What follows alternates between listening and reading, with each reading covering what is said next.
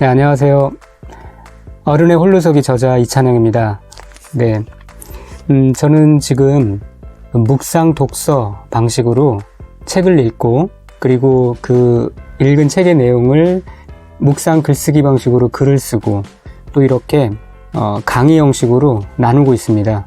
이러한 전체적인 어떤 지식 습득 방법을 이렇게 유튜브를 통해서 같이 나누고 있고요.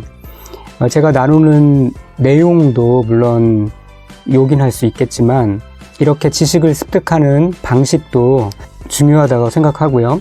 저는 이런 전체적인 방식을 어른의 홀로서기라는 책에 묵상 독서와 묵상 글쓰기, 그리고 나눔이라는 그러한 세 가지 주제를 통해서 책에 자세하게 풀어냈습니다. 관심이 있으신 분들은 어른의 홀로서기라는 책을 읽어보시면 큰 도움이 될 것 같고요. 계속 그 전략적 공부기술이라는 책을 같이 나누고 있는데, 오늘은 마지막 시간이에요. 굉장히 많은 시간을 이 책에 할애한 것 같아요. 그래서 오늘 끝내고 다음에는 좀 더 재밌는 책으로 찾아뵙도록 하겠습니다. 오늘 내용은 199페이지부터 228페이지까지인데요. 그 5장의 제목은 암기에도 요령이 필요하다라는 내용이고요. 암기술에 대해서, 그리고 잃어버릴 것은 과감하게 잃어버리라. 대신에 암기해야 될 것은 잘 암기해야 되는데 거기에는 끈기와 상상력이 필요하다. 그리고 주기적으로 복습하는 그러한 것들에 대해서 써놓고 있습니다. 그 중에서 제가 이제 오늘 나눌 내용은 암기에 대한 부분인데요. 공부는 공부에 대한 준비, 그러니까 예습을 하고 실제로 학습을 하고 그 학습한 내용을 암기한다는 이러한 세 가지 프로세스로 되어 있죠. 거기에서 이제 암기 단계에서는 저자는 이렇게 또 세 가지 단계가 필요하다라고 얘기를 하고 있습니다. 외우기 저장 단계, 복습 다지기 단계, 재현 불러오기 단계, 이렇게 세 단계가 필요하다라고 얘기를 하고 있고요. 이러한 단계를 거쳐서 이제 머릿속에 장기 기억으로 저장될 수 있겠죠. 모든 것을 우리가 공부라는 단계를 통해서 다 철저하게 암기해야 되는 건 아니죠. 이해 차원에서 자연스럽게 몸에 스며들게 이렇게 기억해야 될 것은 그런 방식으로 기억하고요. 또 굳이 기억할 필요가 없는 것은 자연스럽게 또 버려지게 되죠. 그런데 이제 어떤 때는 인위적으로 좀 강제적으로 암기해야 될 필요가 있는 것들이 있죠. 당장 다음 주에 화학이나 역사 시험을 본다 그러면 그 역사 연대기나 원소 기호들을 그냥 한번 이해했다고 끝날 문제가 아니라 그것들을 다시 이렇게 암기하는 그런 과정들이 필요하다는 거죠. 그래야 시험 볼 때 그 내용들을 불러내서 시험을 볼 수 있으니까요. 이때 이제 우리가 익히 알고 있듯이 암기의 핵심 키워드는 반복이라고 할 수 있습니다. 반복해야 이제 단기 기억이 장기 기억으로 전환되면서 기억에 박히게 되는 거죠. 예를 들면 우리가 이제 전화번호를 암기하는 거를 한번 생각해 볼까요? 요즘에 전화번호를 암기하는 시대는 지나갔지만 그래도 내 전화번호 혹은 가족의 전화번호들은 정도는 이제 외우고 있을 텐데요. 자, 전화번호가 전체 11자리 숫자로 되어 있는데요. 그걸 그냥 아무 연관성 없이 외우려고 하면은 잘 안 외워지겠죠. 11자리 숫자라는 것이 적은 숫자가 아니니까요. 그런데 나누어 보면은 010이라는 공통 숫자를 일단 떼버리고요. 그 다음에 나머지 8자리 숫자를 4자리 나눠서 외우게 되잖아요. 그때 저 같은 경우는 마지막 4자리 숫자는 제가 익히 잘 알고 있는 전에 살던 지역의 지역 전화번호라든지 그런 식으로 굳이 외울 필요가 없는 것으로 해놨고요. 우리 가족들도 마찬가지예요. 그리고 나서 나머지 가운데 4자리만 다른 숫자를 대체한 거죠. 그러니까 실제로 외울 전화번호 숫자는 4자리 숫자밖에 안 되기에, 그래서 11자리 숫자를 비교적 손쉽게 외울 수가 있게 되는 거죠. 이런 식으로 뭔가 암기를 할 때는 몸이 건조한 숫자라 할지라도 친숙한 의미 있는 다른 숫자와 연결하는 방식으로 쉽게 외울 수가 있게 되는 거죠. 그 이외에도 다른 것들도 마찬가지예요. 다들 암기 과목을 공부할 때 그런 식으로 외웠던 경험들이 있을 것입니다. 자, 이외에도 이렇게 이제 친숙한 것들과 연결하면서 기억을 하는 것, 그런 거 외에도 이제 또 암기에 유용한 것들을 한번 생각해 보면요. 암기를 위해서는 아무래도 이제 반복하는 시스템을 돌리는 것이 굉장히 유효하죠. 제가 이제 학습법에 관심이 있어서 공부를 잘한다는 소위 이제 공신들이라는 학생들의 학습법을 좀 들여다보니까 그들이 우리가 일반적으로 생각하듯이 지능 지수가 타고나서 노력을 안 해도 공부를 안 해도 공부를 잘한다. 그렇게 보이지만 실제로는 그렇지 않은 거죠. 뭐 특별한 예외가 있을 수 있겠지만 일반적으로 그렇지 않은 거죠. IQ가 좋아서 공부를 잘한다라는 것은 과학적으로 증명되지가 않은 논리입니다.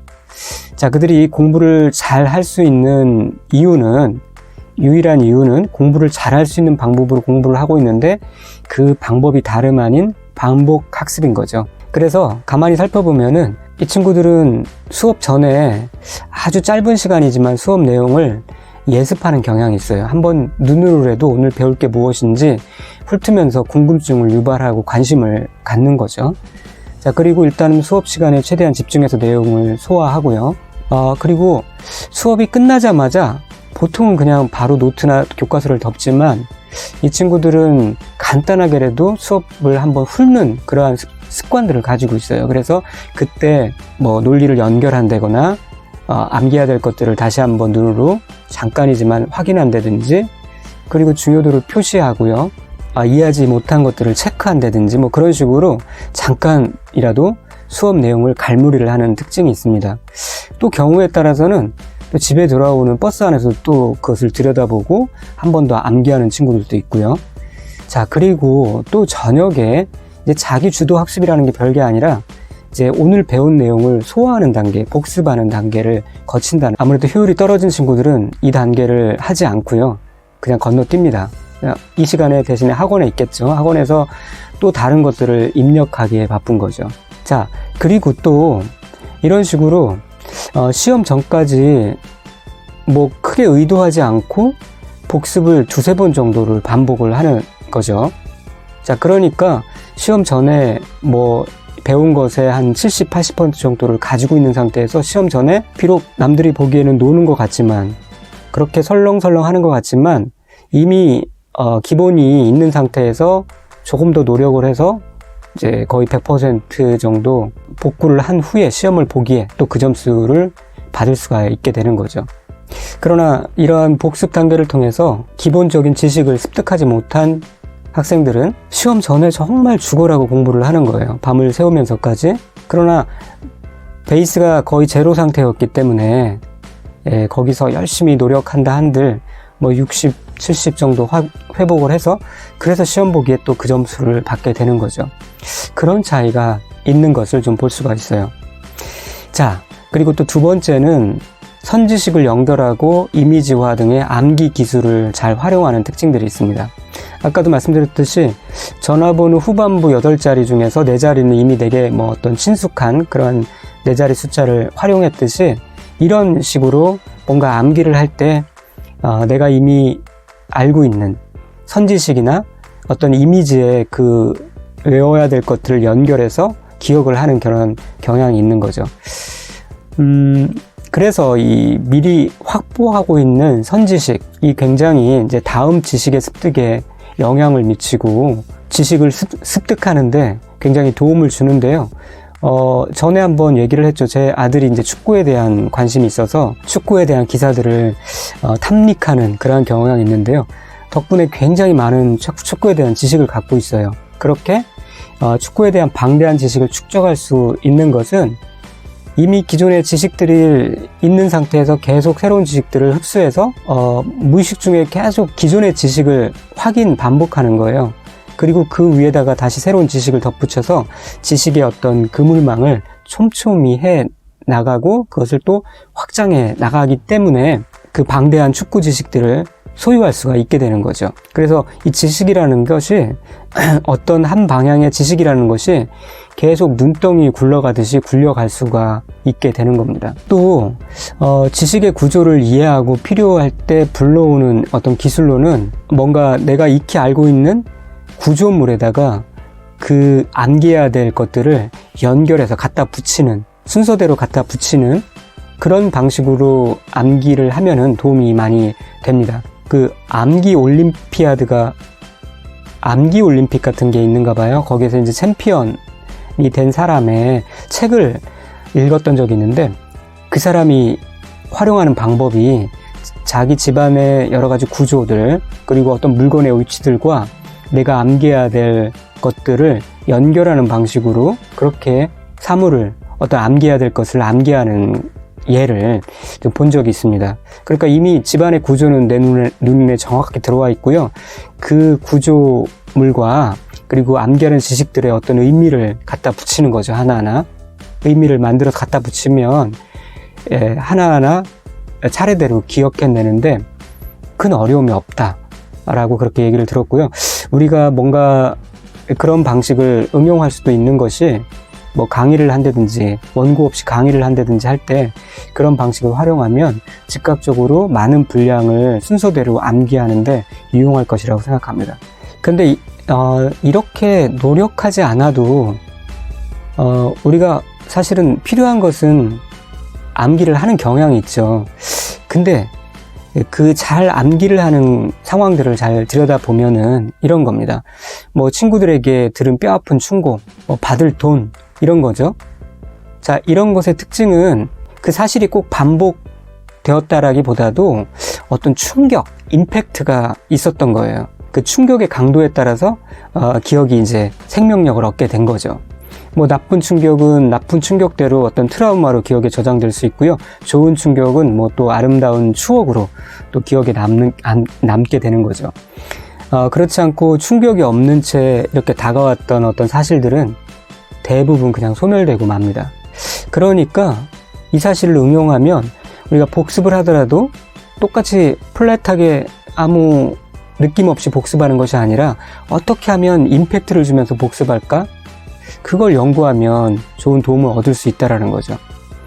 그러니까 이제 학습 후에 저녁에 자기 주도 학습 시간에 학생들이 이왕 복습을 할 거면 어떻게 하면 그 복습 사실들의 임팩트를 줘서 충격을 줘서 좀 기억을 좀 더 당길까를 연구하면 좀 더 효과적일 수 있다라는 얘기죠. 그래서 또 아주 공부 효율이 좋은 친구들을 가만히 들여다보면은 그렇게 그냥 평범하게 복습하지 않는 경향들을 볼 수가 있습니다. 그래서 애써 뭐 필기한 것들을 샤프로 필기한 것들을 지우고요. 지우기 전에 물론 사진 찍어 놓으면 좋겠죠.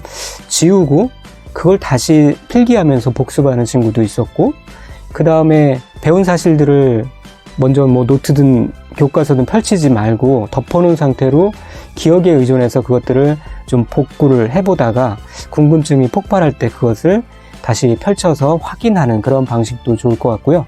뭐 누군가를 불러다가 친구에게 혹은 어머니에게 이제 강의 형태로 배운 내용을 설명하면서 그런 방식으로 복습할 수도 있고요. 어쨌든 그냥 눈으로 복습하는 것보다는 어렵지만 그런 방법이 효과가 있기에 그런 식으로 복습하는 모습들을 볼 수가 있습니다. 자, 이런 기억술은 뭐 학습에 있어서 뿐만 아니라 이제 인간관계에 있어서도 굉장히 활용할 수 있는 구석이 많은데요. 관계를 좋게 하는 가장 중요한 방법이 상대방을 잘 기억해 주는 거죠. 그게 인간관계에 있어서 굉장히 중요한 요소라고 생각하는데요.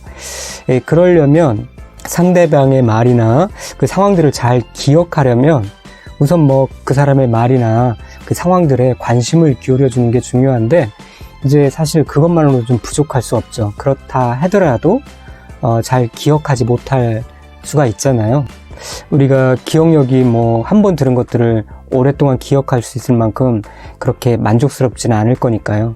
그래서 그렇게 한번 나눈 대화, 그 상대방에 대한 여러 가지 정보들을 만남이 끝난 후에 저녁 시간에 한번 그 기록해보는 그러한 습관들이 굉장히 중요할 것 같고요. 기록하면서 사실은 또 암기 작용이 발휘가 되는 것이고요. 또 나중에 필요할 때 그 기록한 내용을 보면은 설령 잊었다 할지라도 다시 그 내용들을 복구할 수가 있게 되는 거죠. 그렇게 상대방에 대한 정보를 가진 상태로 다음 만남에 대화를 나누면은 당연히 그 사람에 대해서 더 많은 것들을 기억하고 관심을 가져줄 수 있을 것입니다. 그렇게 되면 자연스럽게 좋은 관계가 이루어질 수 있겠죠. 자, 요즘에 뭐 빅스비나 시리 같은 것들이 있어서 그것들을 통해서 뭐 궁금한 것들이 다 해결되는 그런 시대잖아요. 이런 시대에 암기가 얼핏 무용지물인 것처럼 보이는 그러한 시대인 것은 사실이죠. 그러나 그렇기에 반대급부로 작은 것들을 내 의지로 기억하는 것이 굉장히 또 효과를 발휘하는, 인정받는 그러한 시대라고도 할 수 있을 것 같아요. 그래서 필요에 따라서 우리가 반드시 기억해야 될 것은 또 기억하고 암기하는 기술이 현대 생활에서도 여전히 중요한 기술이라고 할 수가 있죠. 그래서 내 기억력이 나쁘다고 그렇게 핑계댈 것이 아니라 정말 내가 그 사실에, 그 사람에게 관심과 애정을 갖고 있는지를 돌이켜 볼 일이고요. 또 내가 정말 기억하고 싶다면 그에 합당한 노력을 하고 있는지, 즉 기록하고 또 반복 학습을 하고 있는지 돌아볼 일이라고 생각합니다. 세무얼 존슨이 이런 말을 했네요. 기억을 하는 참된 기술은 주의를 기울이는 것이다 라고 얘기를 했습니다. 확실히 암기와 기억은 우리의 삶을 좀 더 고양시키는 그러한 중요한 기술임에 틀림이 없습니다. 필요한 것들을 잘 기억하시는 여러분들 되었으면 좋겠고요. 오늘은 이상으로 내용을 마치고 또 다음 시간에 좀 더 좋은 컨텐츠로 찾아뵙도록 하겠습니다. 구독 눌러주시면 감사하겠고요. 자, 오늘도 좋은 하루 되십시오. 감사합니다.